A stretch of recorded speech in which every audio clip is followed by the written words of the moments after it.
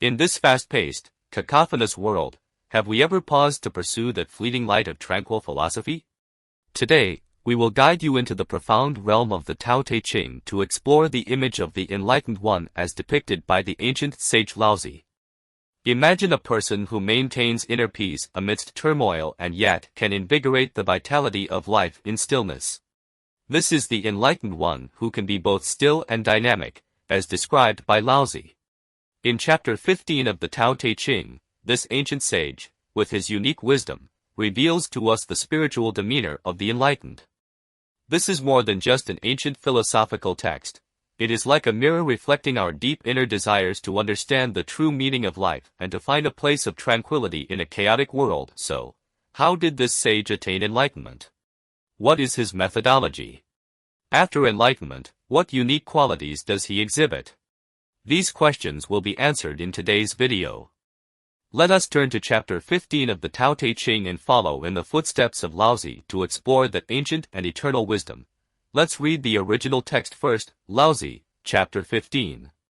Ancient masters of the Tao were subtle, profound, and beyond comprehension.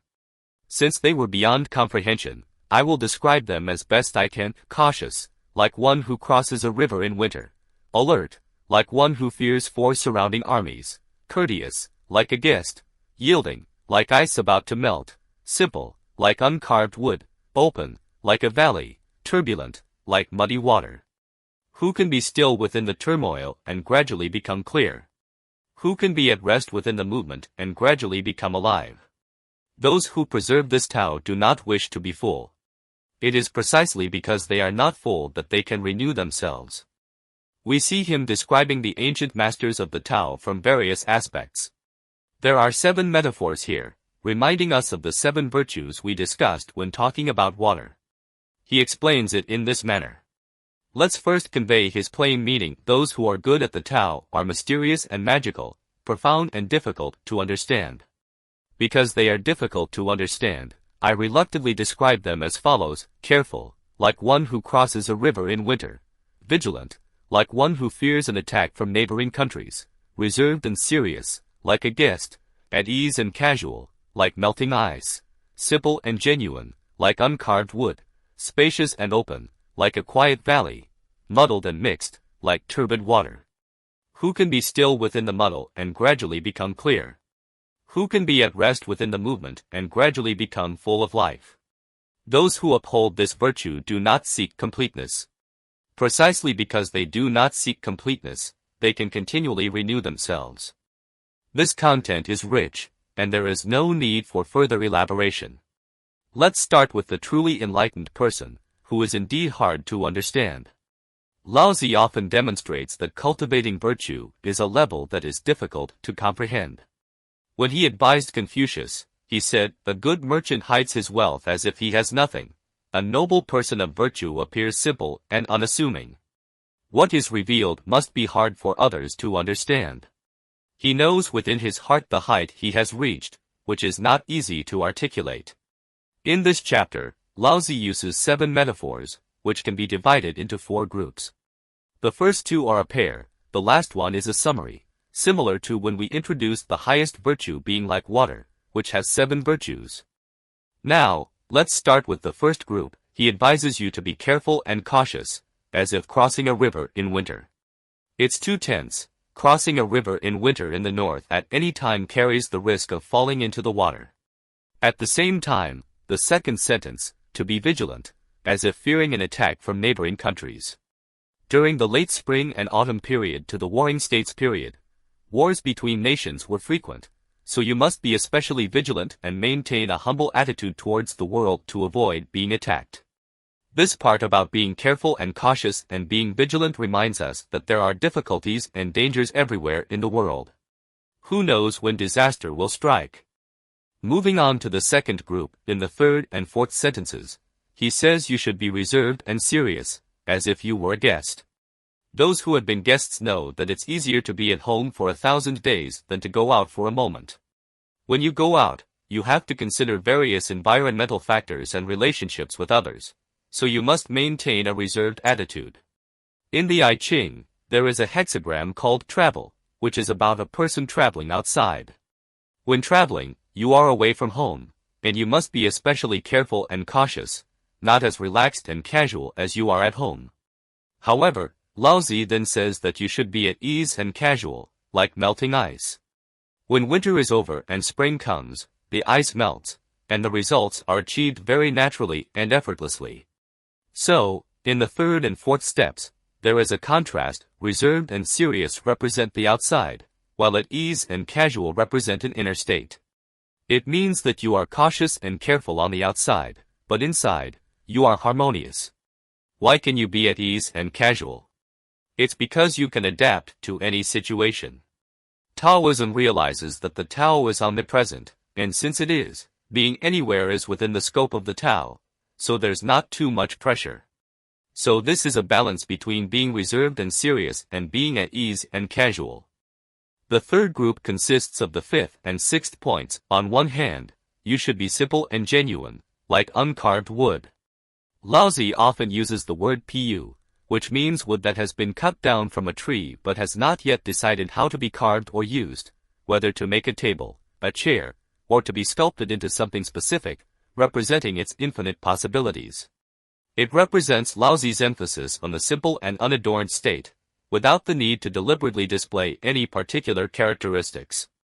Then comes the spacious and open, like a quiet valley. When the valley appears, we remember the valley's spirit never dies. It is called the mysterious female. Laozi also greatly appreciates the quiet valley. These two sentences mention the original wood and the quiet valley, representing that you should maintain a natural and initial state. Finally, let's summarize with the same predictable word hun mixed with everything, like the turbid river. When you see the yellow river, it is turbid, with everything in it, indistinguishable, all mixed together. So Laozi said, mix and become one, hun, as if it is turbid. In the future, we will also talk about all things are formed from chaos. This is Laozi's description of the Tao. And the sage is the ruler who has attained enlightenment, and he can also pay attention to the 7 steps before, divided into 3 groups. The last sentence is the word hun as the key point.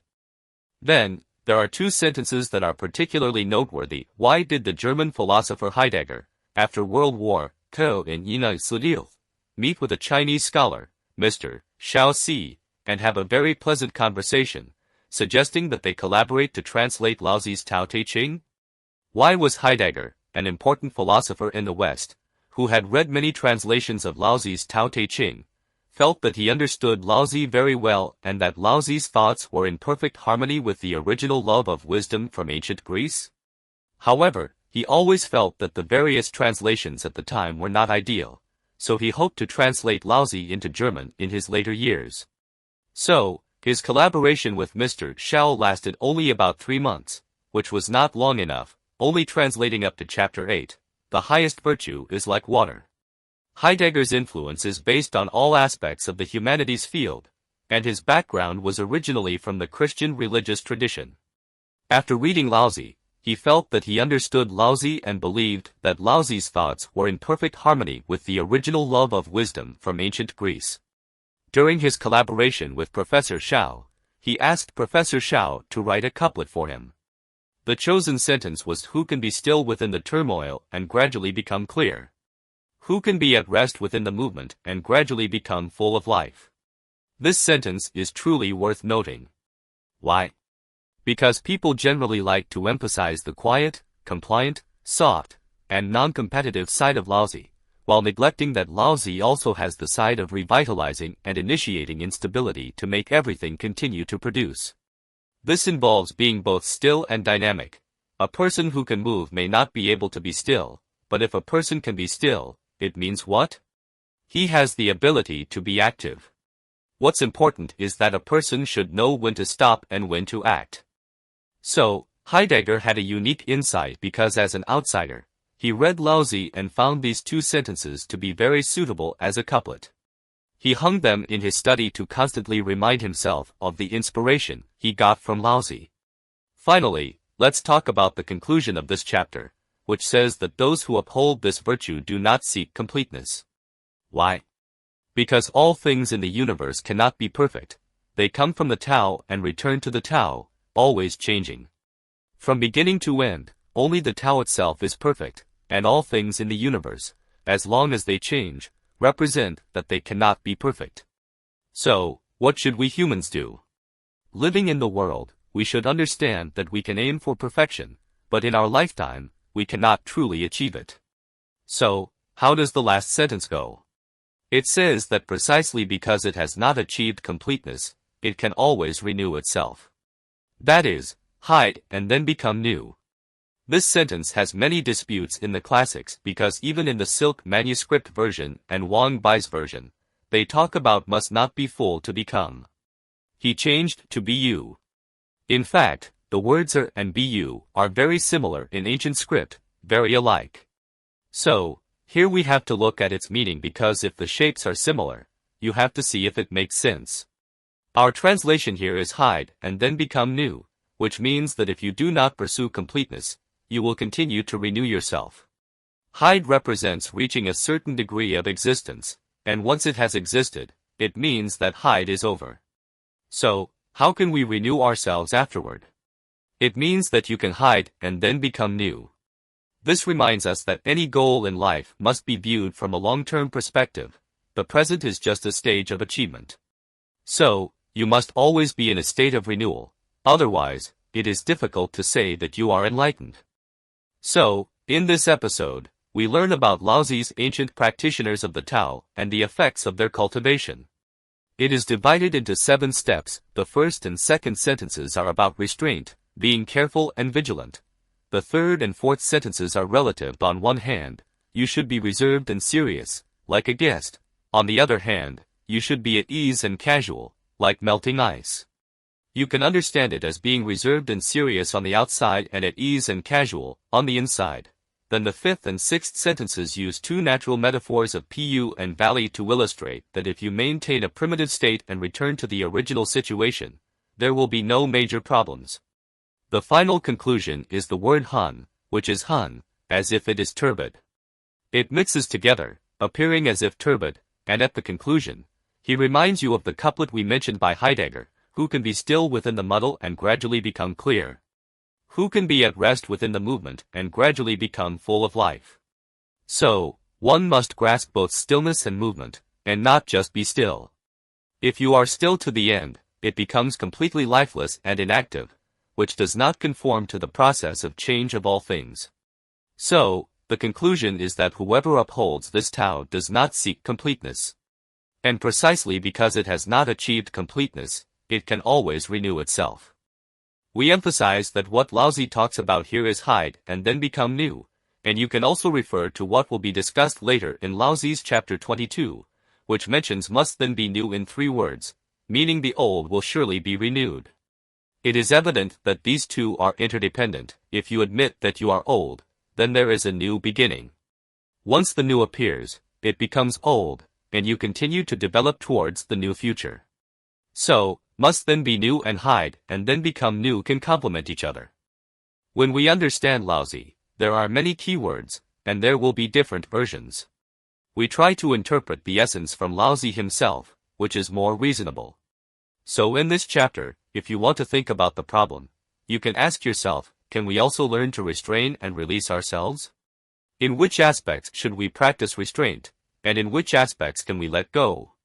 Finally, we must understand that we have not left our roots, which is to maintain a sincere self.